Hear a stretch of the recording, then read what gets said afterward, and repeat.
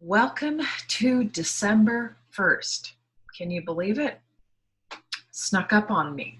I thought I had another day, but November does not have 31 days. So why am I talking about this? Because like last year, I'm going to challenge myself to do a daily video for the month of December. And this year I'm going to do inspirations from the sage. Hexagram and or gene key. I'm going to throw the coins and tune in to the group energy here. I might be tuning in specifically to you, but I'm going to, here comes a pop-up, get rid of that. I'm going to get a daily hexagram / gene key message inspiration from the sage just for you. So here we are with December 1st. Let me see if there's anything else I want to tell you. Oh yes, and when I say the word sage, I'm speaking of not a being, not a personified being. I'm speaking to the sage, meaning cosmic awareness, our true self, the cosmos. So I'll use those words interchangeably. And I'm also taking my interpretation from the I Ching from the book Oracle of the Cosmic Way by Carol Anthony and Hanna Moog. Okay.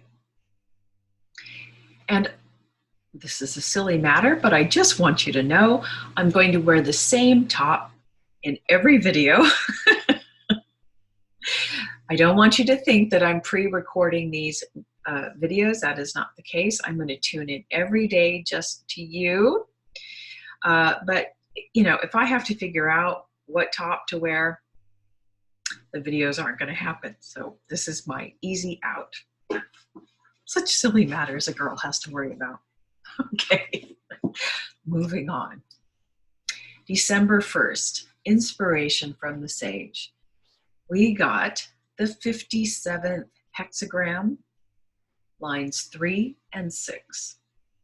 And this is truly a perfect hexagram to get for our first day. This hexagram is called the penetrating, and it's the cosmic principle of penetration. It is speaking to the idea, to the fact that it is our inner thoughts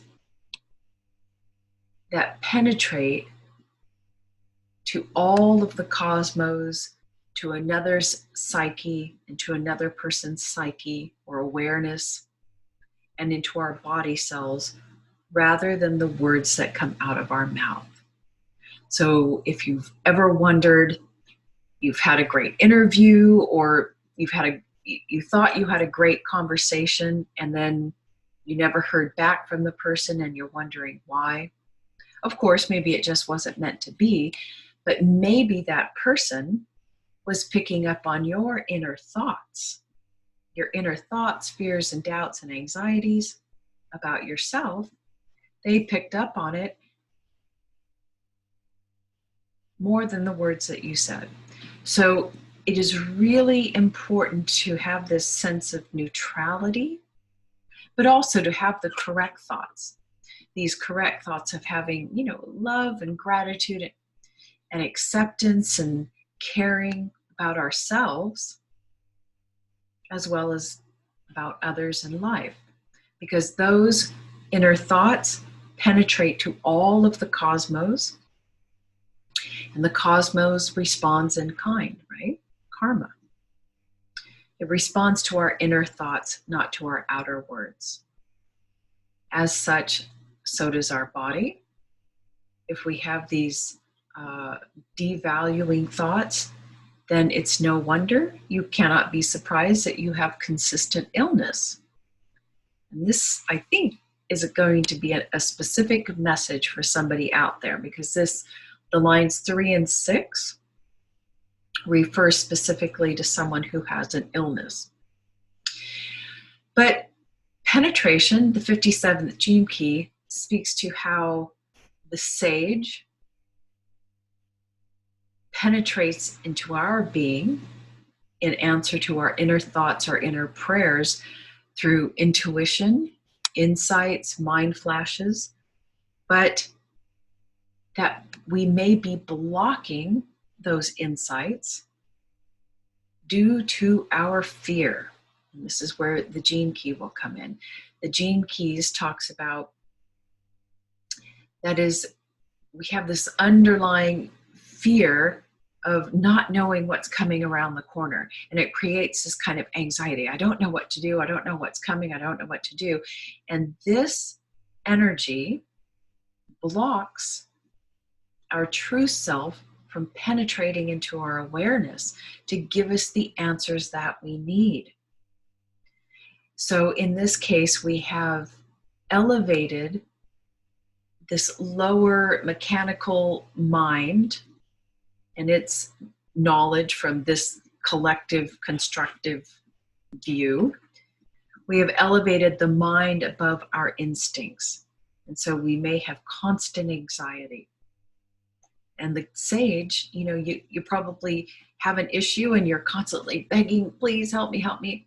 I know this one hits true for me. This is exactly what I needed to hear today as well. Oh, the cat's going to jump up.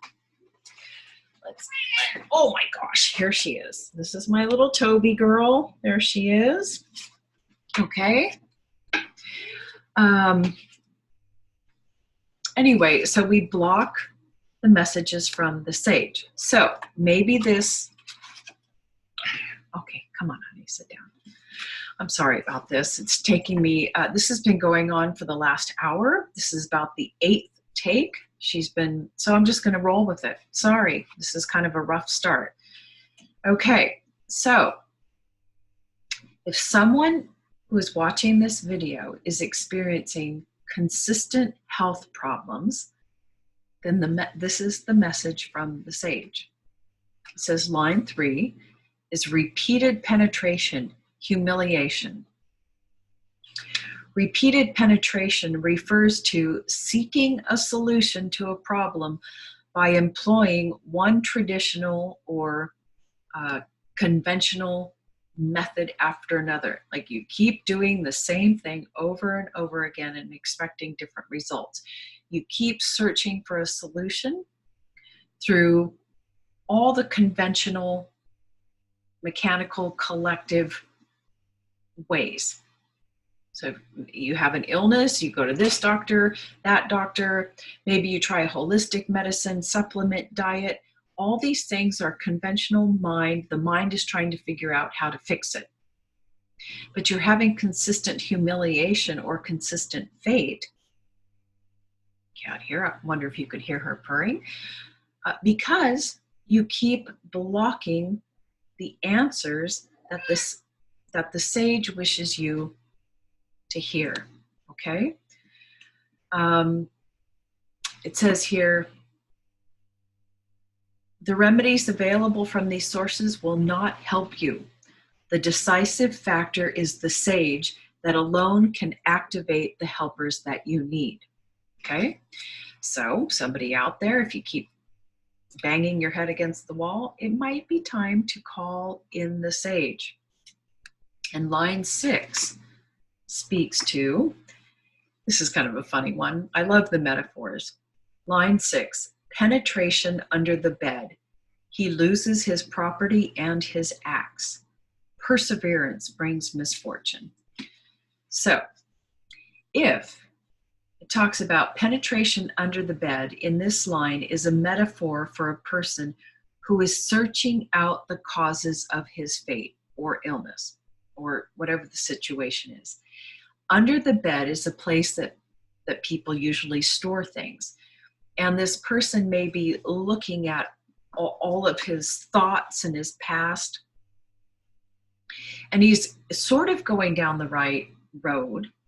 But what he has done is he has categorized his past actions or thoughts as good or bad, evil. He's placing them in categories.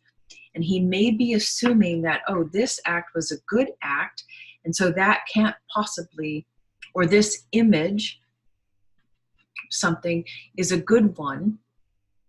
So it can't possibly be the cause of my illness.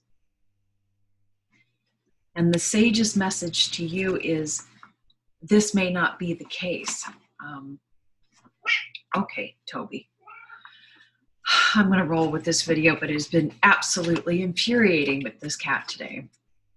I'm just wondering if I should be doing these videos at all.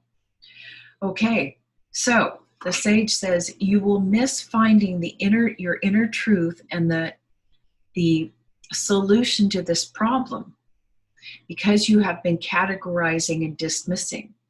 So you've got to let everything go and call in the sage and let him answer you. Disregard everything else. Let everything go. All of your methods, all of supplements, whatever else you've been trying is not working. And let the sage tell you what is the true cause. Maybe you have an image of trying to be a good person, noble-hearted, kind person. You think that these are good things. You've placed it in a good category.